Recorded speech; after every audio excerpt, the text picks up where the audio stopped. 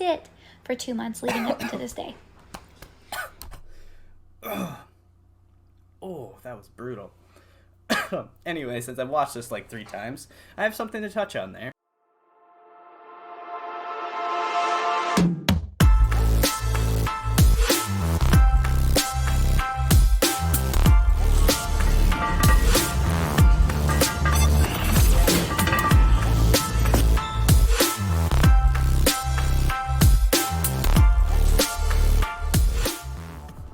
Alright guys, welcome back to another video with Logan's Lift Tips. My name is Logan. I'm a personal trainer and I like to dive into anything fitness. So today we're going to be looking at some different diet models.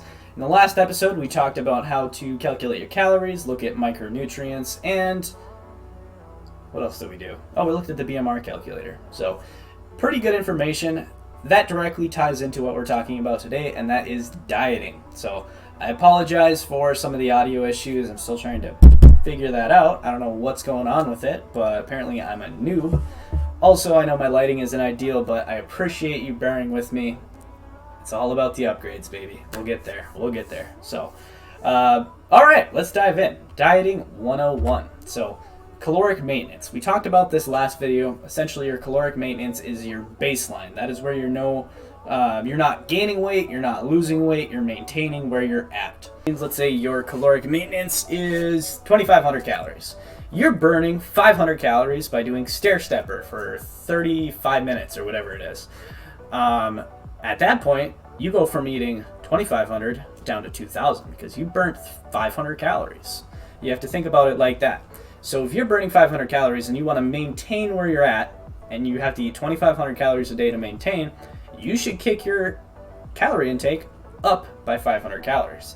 So the cool thing about that is you're able to manipulate how many carbs you're intaking, how many carbs you're burning, to potentially eat more if you're feeling like you're not getting enough food. You could eat more food and then burn slightly more. It'll give you more energy. I recommend that for everybody, whether they are in a bulk or a cut. It's a little bit harder to do in a bulk because you're already eating so much food and you don't want to burn more than you have to, but you also don't want to become this bloated mess where you're gaining more fat than you are muscle.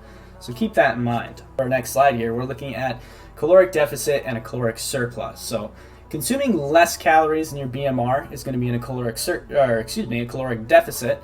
A safe range of a deficit is anywhere from 100 grams to 500. That's kind of up to the person. That's the typical window, though, that I like to operate in. You can go way more than that, but you're going to be risking losing more muscle than fat and potentially becoming malnourished because you're not able to eat the correct amount of food to achieve your macronutrients and micronutrients. But can be achieved with diet and cardio. Like I was talking about, expected natural weight loss is about a pound a week. We looked at this in the last video as well, looking at the BMR and what they recommend. I would say anywhere from 0.5 to 1 pound is going to be your sweet spot. So a couple of tips I laid out: leverage cardio instead of restricting calories. We kind of touched on that. Eating more meals, less volume, so spread those meals out. Don't have one massive meal and then go 5-6 hours without eating another massive meal. Try to do like 2 hours in between and eat snack foods, like maybe you have a chicken breast and some rice. 2 hours later, have a protein bar. 2 hours later, maybe a protein shake if you really wanted to. And drink satiating drinks within that time. Ties into the last tip: eat satiating foods, so ones that are going to make you feel full for a longer amount of time. We're flipping over to the caloric surplus, and then consume more calories than your caloric intake or caloric maintenance. Next up with the surplus is increase your calories by 500 to 800. Again, you could go beyond that if you wish. It's dependent upon the person, but you run the risk of gaining more fat than you would be by gaining more just muscle mass. You're going to gain fat no matter what, but you can mitigate that by not doing quite as drastic of a caloric surplus. So increase your calories in correlation to cardio. Expected muscle gain 0.25 to 0.5 pounds per week. Expected fat gain about 0.5 to 1 pound per week.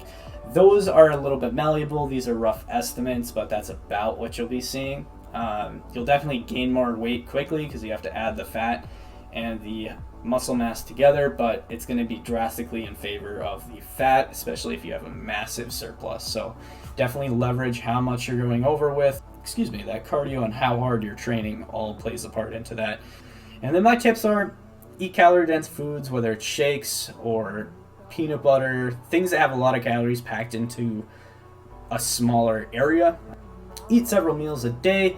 Avoid excessive endurance exercises so that you won't want to go overboard on cardio if you're in a surplus, because you're basically just spinning your tires at that point. We're going to look at some diet models. So there's quite a few different options. These aren't even all of them. These are just some of the more talked about ones, and you'll see a lot of this in social media. People will be talking about the vertical diet.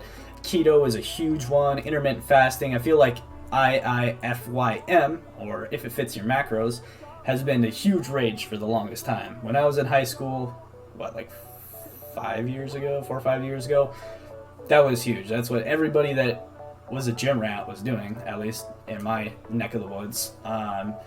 Vertical diet. This is a diet outlined by Stan Efferding. I really recommend you read the book if you have the opportunity to do so.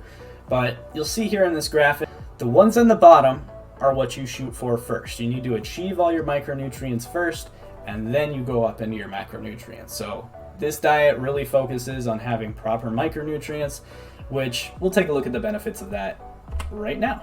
So what do? You focus on achieving micronutrients first. Then you achieve your macronutrients second.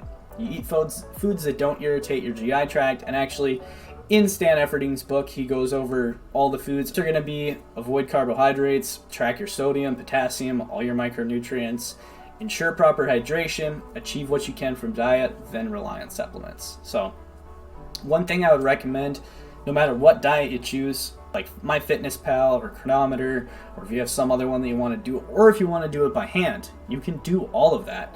But I find MyFitnessPal or Chronometer to be one of the better ones. Chronometer especially because it focuses more on the micronutrient side of things.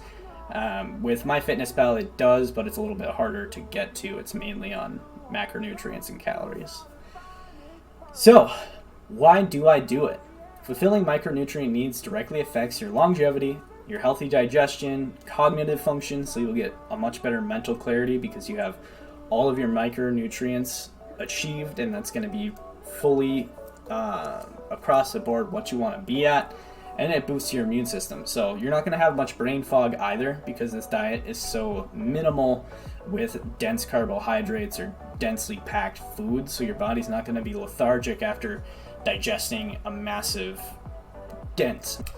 Next up here, keto. So I almost guarantee you, if you've been on any social media, you have heard of keto, and I guarantee that you have heard some fallacies about keto as well. I'm going to plug that in right now. Let's go ahead and get started. Hey y'all, here is me at 225 pounds. Here's another one. This is my wedding day. I literally drink kale shakes. That's it for 2 months leading up to this day. Oh, that was brutal. Anyway, since I've watched this like 3 times, I have something to touch on there. When it comes to such a severe deficit that she would be in to be only consuming kale shakes, and you're putting your body in a state of catabolism, which isn't cannibalism, it's a little different, but essentially your body thinks that it's starving.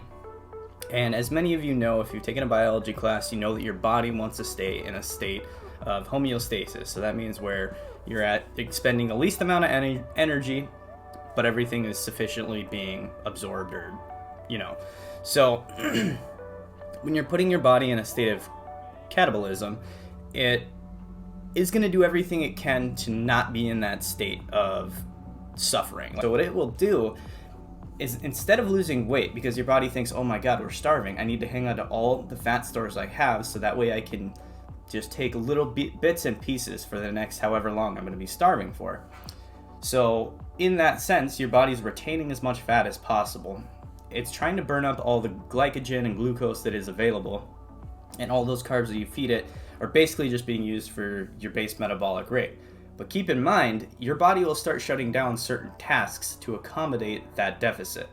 This is typically only seen in severe deficits, but if she's drinking literally just kale shakes, that's what's going to happen. And a lot of times people will do that, but they will literally get so hungry and not even want like a burger or just the taste of something. They're literally so hungry that they will binge eat after an all day of not eating. So they go from having like 500 calories all day to just binge eating 1,000 and then they're back to their metabolic rate. When in reality, they could have went through and just restricted by 200 and eaten what they wanted to throughout the day, just a little bit less, or leverage some cardio. So that's something to keep in mind. Kind of a side tangent, but it is valid information. You can see how well that worked. I was determined to help me find something to make me feel better and help me lose weight and have more energy so I could get off the couch and be the mom my kids deserved. And this was the first week. That's where it all started. I went from this to this in just 90 days. And eventually, all by doing... So before she gets into what we're talking about, that is a very impressive amount of weight to lose. And you can see that she really took it seriously. She probably implemented some sort of caloric deficit. But what I take issue with is what she's about to say here. One thing, by getting into ketosis every day. You mix this in water, you drink it, you're in ketosis within an hour. I've lost 65 pounds in 7 pant sizes. All right, so that mystery supplement there I actually did some research on. And what most of these keto supplements have in them is ketones. So it's free-floating ketones that are the molecule that's released when you go into a state of ketosis. The problem is your body prefers carbohydrates, glucose, glycogen system over using a ketosis-based system. So those free-floating ketones will go into your blood and you'll actually get what's called ketonemia. It sounds a lot more sketchy than it is. Basically all that means is you have an elevated level of ketones in your blood. Now the problem is, like I said, your body's going to prefer the carbohydrate pathway as opposed to the ketosis pathway. So even with those ketones, they're not doing anything. And she also mentioned that you go into it within 1 hour. So just as we probably talked about, I'm not sure if we've talked about it yet, but we'll get into it. With ketones, it takes quite some time to get into that state of ketosis. That's why a lot of times people will implement a fast to get into it, because it can take anywhere from 24 to 48 hours without carbohydrates to get into a state of ketosis that produces those ketones that actually make the energy for you out of fat. So that being said, there's no way she was getting that within 1 hour. And even if she was, it was just ketones. It wasn't actually a state of ketosis. So don't buy into these mystery supplements. They're not actually what they seem. They say they do one thing, which they do that one thing, but they're not putting you in the full spectrum of ketosis. All right, so what do I do? Focusing on achieving a low carbohydrate diet. So the calories that you take out of your carbs are going to pool into your proteins and your fats. You want to maintain ketosis, burning fat as energy, eating foods that are rich in fatty acids. Some tips for that is avoid carbs, obviously. Incorporate fasting into your routine, ensure proper hydration, achieve what you can from diet, then rely on supplements.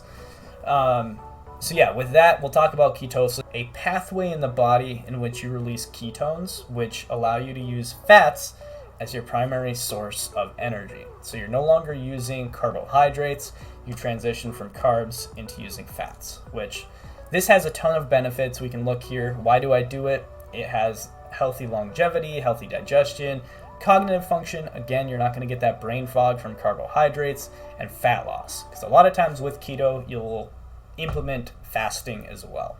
So thank you so much for watching. I'm going to have another video on the way soon. Don't forget to hit that like, subscribe, drop a comment down below. It really helps the algorithm. So here on YouTube, the easiest way to get your videos to play on somebody's recommended list is going to be by the interaction between that content creator and the people watching. So, and I hope you learned something today. Take care.